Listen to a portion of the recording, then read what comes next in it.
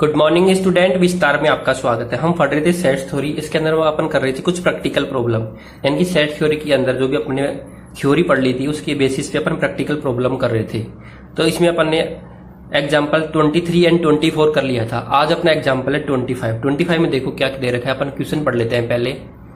In a class of 35 student 24 like to play cricket and 16 like to play football. कि कोई class जिसके अंदर totally student कितने हैं 35, जिसमें से 24 तो ऐसे हैं जो क्रिकेट खेलना पसंद करते हैं और 16 के ऐसे हैं जो फुटबॉल खेलना पसंद करते हैं। इतना समझ में आ गया। आगे क्या बोला है देखो, also each student likes to play at least one of two game. कि हर एक स्टूडेंट इनमें से कम से कम एक गेम तो खेलना जरूर पसंद करता है। यानी कि ऐसा कोई भी स्टूडेंट नहीं है जो एक भी गेम पसंद नहीं करता हो। यानी कि टोटल 35 जो स्टूडेंट हैं उनमें से सारे के सारे ऐसे हैं जो दोनों में से कुछ ना कुछ खेलते जरूर है, दोनों गेम्स में से। अगला पूछा है how many student likes to play both cricket and football.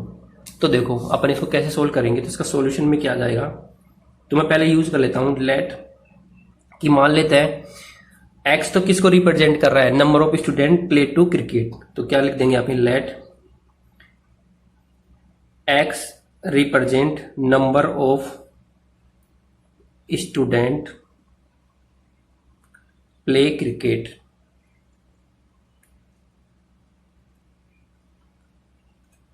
तो यहां पे नंबर ऑफ एक्स क्या आ जाएगा, वो आ जाएगा 24। समझ में आ गया। इसी प्रकार y क्या रिप्रेजेंट कर रहा है, y represent the number of student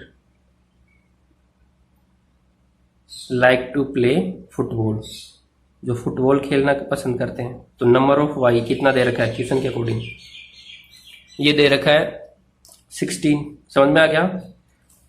तो at least one student play two game, यानी कि also each student play like to play at least one of two game. यानी कि कम से कम एक स्टूडेंट, सारे के सारे स्टूडेंट ऐसे हैं जो कम से कम एक गेम तो खेलना पसंद करते। इसका मतलब क्या है कि number of X union why they रखा है, वो दे रखा है 35। ये समझ में आया क्या, ये क्यों लिया, क्योंकि उसने ऐसे बोला है ना कि also each student like to play. कि हर एक स्टूडेंट दोनों में से कोई ना कोई गेम तो जरूर खेलता है। यानी कि उनका टोटल यूनियन क्या होना चाहिए 35। अपन से जो पूछा है वो पूछा है कि दोनों गेम खेलने वाले कितने स्टूडेंट होंगे, यानी कि इंटरसेक्शन पूछा है।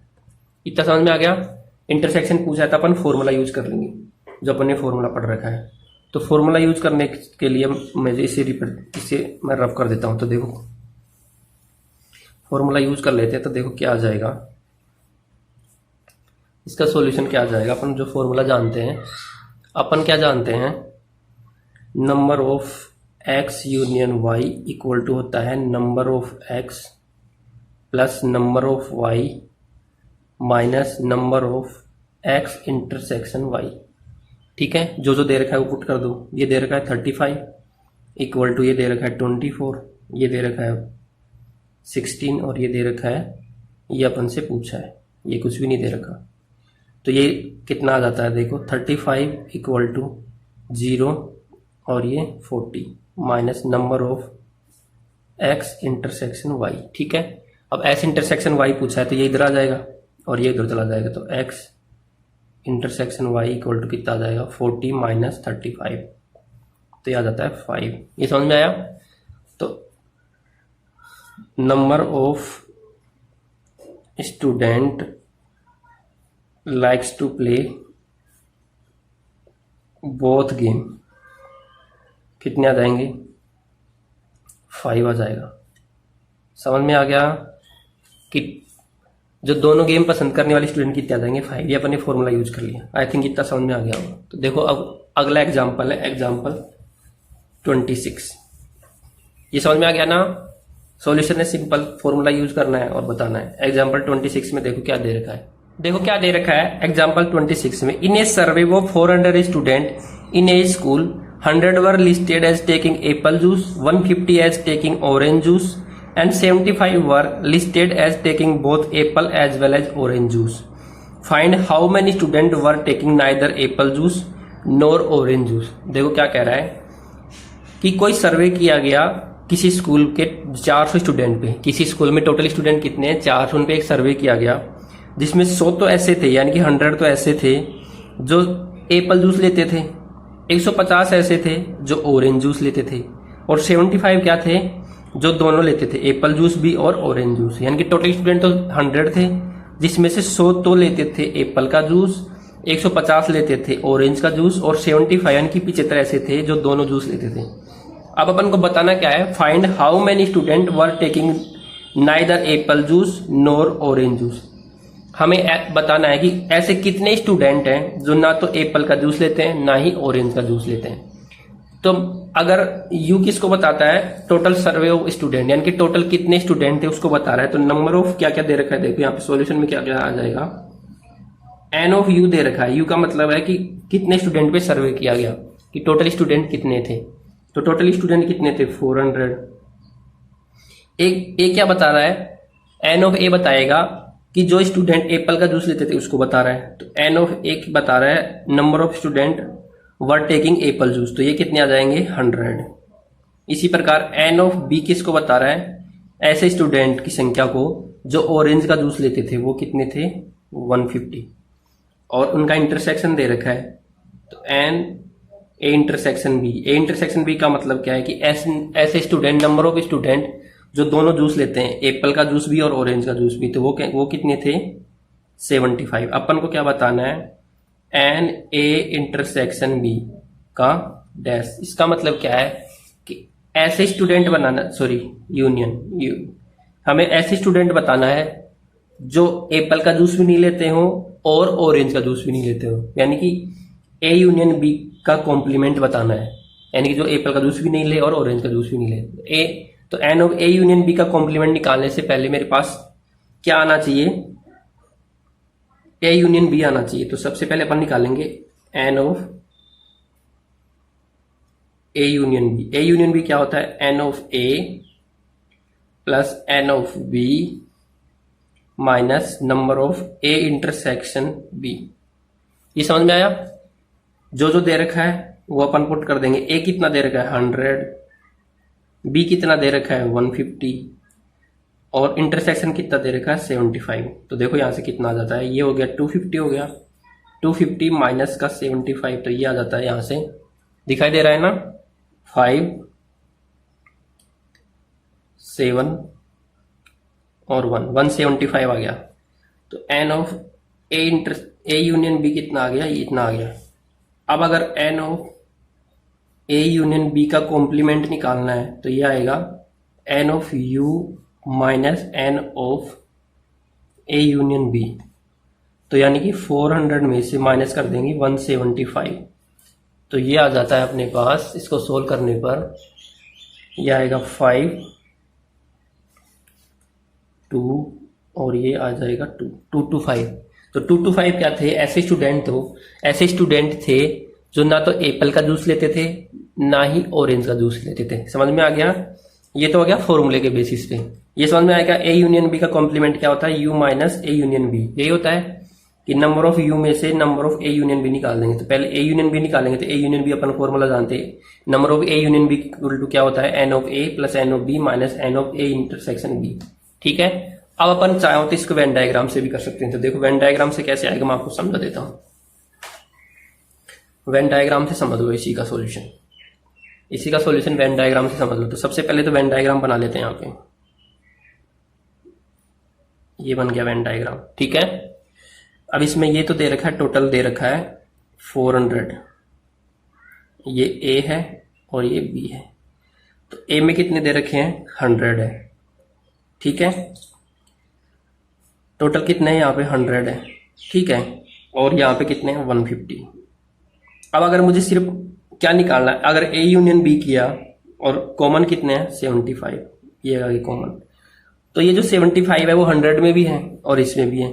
तो अगर मुझे ए यूनियन बी निकालना है तो ए यूनियन बी का मतलब क्या है कि इसके प्लस इसके और उसमें से ये माइनस कर दो।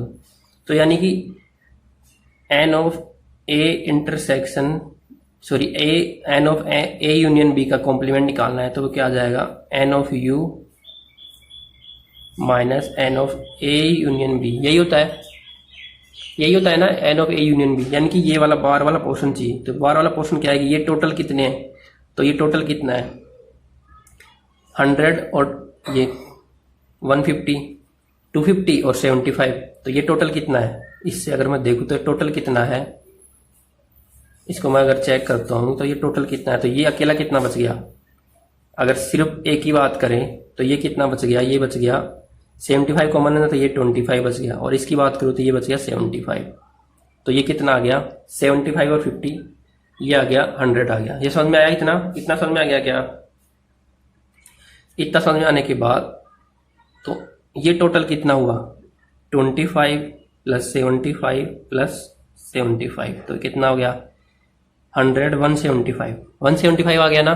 ये अंदर वाला पोर्शन, ये वाला और ये वाला, ये मिला के इतना इतना, ये पूरा कितना आ गया 175। कैसे आया, अकेले ए में कितने होंगे, टोटल ए में कितने 100, कॉमन कितने 75, 100 में 75 गया तो 25, अकेले बी में कितने 150, कॉमन कितने 75, तो अकेले बी में कितने बच गए 75, तो 75 अकेले बी के, इसके 25 और कॉमन 75।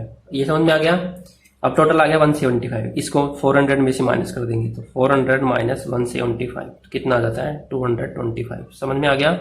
ये हो गया अपना वेन डायग्राम से, क्लियर है ना।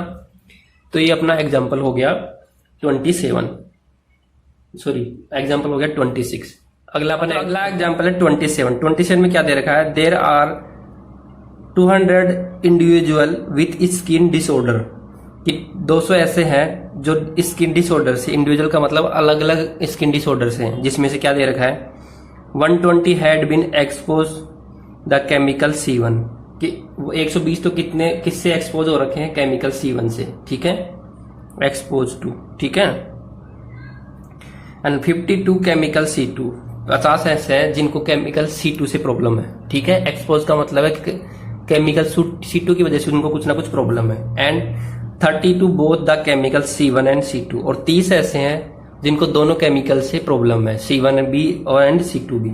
Find the number of individual exposed to, कि ऐसे इंडिविजुअल बताने हैं जो किस किस से एक्सपोज हो, जिसमें पहला है chemical C1 but not chemical C2, कि केमिकल C1 से तो वो एक्सपोज हो लेकिन केमिकल C2 से एक्सपोज नहीं हो। दोबारा से पढ़ लेते हैं कि total there are 200 individual with skin disorder, कि 200 लोग ऐसे हैं जिनको स्किन का डिसऑर्डर है, ठीक है, 200 लोग ऐसे हैं जिनको स्किन का डिसऑर्डर है, जिसमें से क्या दे रखा है 120 had been exposed to chemical C1, की 120 को तो केमिकल C1 से प्रॉब्लम है। इसी प्रकार 52 केमिकल C2, 50 ऐसे हैं जिनको केमिकल C2 से प्रॉब्लम है, and 32 both the chemical C1 and C2, 30 ऐसे हैं जिनको दोनों केमिकल से प्रॉब्लम है, C1 से भी एंड C2 से। Find the number of individual exposed to, अब अपन को बताना है कि ऐसे लोग बताओ जो केमिकल C1 से तो प्रॉब्लम हो, अफेक्टेड हो यानी कि एक्सपोज हो, बट नॉट केमिकल C2, यानी कि मुझे बताना है C1 माइनस C2। तो अगर C क्या बता रहा है, number of person which are exposed to chemical C2, C1 क्या बता रहा है, number of people exposed to chemical C1। इसी प्रकार C2 क्या बता रहा है, number of people exposed to chemical C2, ठीक है, अपन नाम दे रहे हैं इनको। और U क्या बता रहा है, यूनिवर्सल सेट को बता रहा है, जिसमें क्या है टोटल नंबर ऑफ इंडिविजुअल यानी कि 200। तो यहाँ पे क्या क्या दे रखा है, N ऑफ U दे रखा है, वो दे रखा है 200, ये समझ में आया, क्योंकि टोटल कितने हैं 200। N ऑफ C1 दे रखा है, C1 का मैंने क्या मतलब बताया था कि नंबर ऑफ पीपल जो केमिकल C1 से एक्सपोज हैं, तो ये कितने हैं 120। इसी प्रकार N ऑफ C2 कितना दे रखा है, वो है 50, ठीक है, और दोनों का कॉमन कितना है N of C1 intersection C2, ये कितना दे रखा है 30। अपन को फाइंड करना है number of C1 minus C2, ये फाइंड करना है। तो ये हमें पता है कि N ऑफ C क्या आता है, वो कैसे आता है कि N of C1 minus C2, उसमें ऐड कर दूं मैं क्या, नंबर ऑफ C1 कॉमन हो C2 के साथ। यही होता है ना कि सिर्फ अकेला C1 और उसके साथ मैं कॉमन ऐड कर दूं, तो मुझे ये वाला चाहिए। तो N of C1 minus C2 क्या आ जाएगा, N of C1 minus C2 आ जाता है यहाँ से। N ऑफ C1 में से माइनस निकाल दूं मैं number of C1 intersection C2। ये समझ में आया कि जो टोटल C दे रखा है उसमें से कॉमन वाला माइनस निकाल दूं, जो टोटल दे रखा है ना उसमें से कॉमन वाला माइनस निकाल दूं, तो देखो क्या आ जाता है यहाँ पे कितने हैं, ये हैं 120, इसमें माइनस निकाल दो, कॉमन कितने हैं जो दोनों से एक्सपोज है 30, तो ये कितना आ जाता है 90। ये समझ में आया, क्लियर है क्या, समझ में आ गया। अगर वेन डायग्राम से समझना चाहो दोबारा समझ लो, एन ऑफ C1 क्या होता है कि अकेला C1 जिसमें C2 नहीं है प्लस उसमें दोनों के लिए जो कॉमन है यही होता है ना, तो मुझे ये वाला चाहिए, तो अकेला C1 क्या आ जाएगा, C1 में से माइनस कर देंगे जो कॉमन होता है, ठीक है, तो 120 में से माइनस कर देंगे जो कॉमन है। ये तो आ गया फॉर्मूले से। अब वेन डायग्राम से समझ लो, देखो वेन डायग्राम से समझ लो अच्छे से। ये अपना वेन डायग्राम है, ये C1 हो गया और ये C2 हो गया, C1 C2। टोटल C में कितने हैं 120, कॉमन कितने हैं 30, 120 है तो ये कितना बच गया 90 बच गया। समझ में आया, ये अकेला 90 बचेगा ना, ये वाला ही चाहिए ना।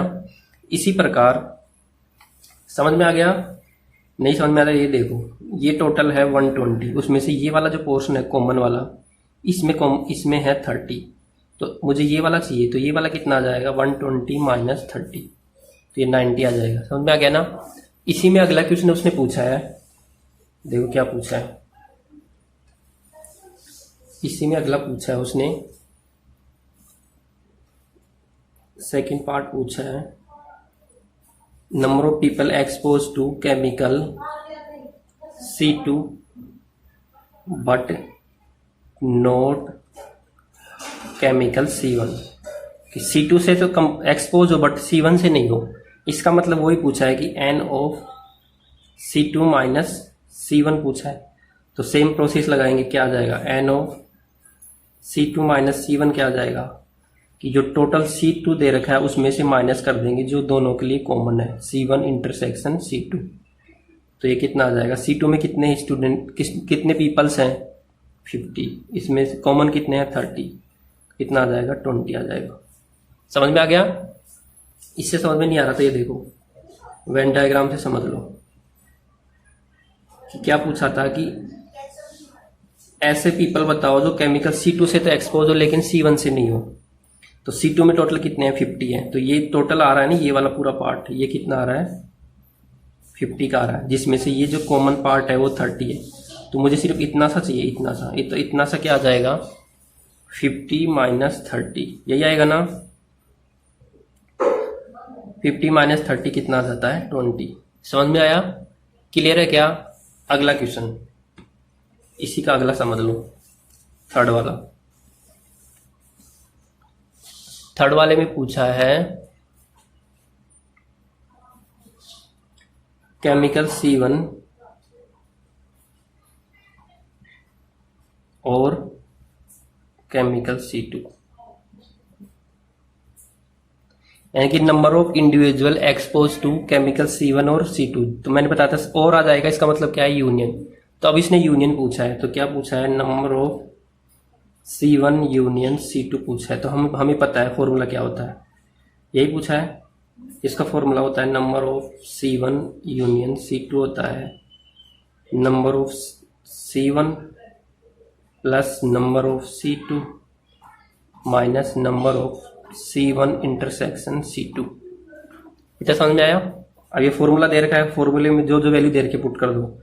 ये तो कितने हैं 120, ये कितने हैं 50 माइनस 30, ये कितना आ जाएगा 170 माइनस 30, तो यहाँ से आ जाता है 140। समझ में आ गया। कैसे पूछा है कि वो पीपल्स बताओ जो केमिकल C1 और या तो C1 से एक्सपोज हो या C2 से, यानी कि उनका यूनियन बताना है। आई थिंक इतना समझ में आ गया होगा। इसी का वेन डायग्राम और समझ लो। वेन डायग्राम देखो, ये C1 ये C2, C1 में कितना दे रखा है टोटल 120 है, लेकिन इस अकेले में कितना आ जाएगा 120 में से ये वाला माइनस कर देंगे तो ये तो कॉमन 30 है, तो ये कितना आ जाएगा 90। ये अकेला, सिर्फ अकेले की बात हो रही है यहाँ की। इसी प्रकार ये अकेला कितना आ जाएगा, ये अकेला यहाँ पे आ जाता है, टोटल 50 है उसमें से 30 गया तो 20, तो इन तीनों का मिला के बोला या तो C1 में हो और C2 में हो, तो टोटल कितना आ जाएगा 90 प्लस 30 प्लस 20, तो ये कितना आ जाता है 140। समझ में आ गया। तो 140 ऐसे लोग होंगे जिन जो केमिकल C1 या केमिकल C2 से एक्सपोज होंगे। आई थिंक इतना समझ में आ गया होगा। तो ये अपने एक्सरसाइज के एग्जाम्पल्स थे, वो कंप्लीट हो गए हैं। अगले वीडियो में अपन एक्सरसाइज करेंगे, ठीक है। अगर इतना समझ में आ गया होगा तो इस वीडियो को लाइक करें, दोस्तों में शेयर करें और चैनल को सब्सक्राइब करें। Thank you.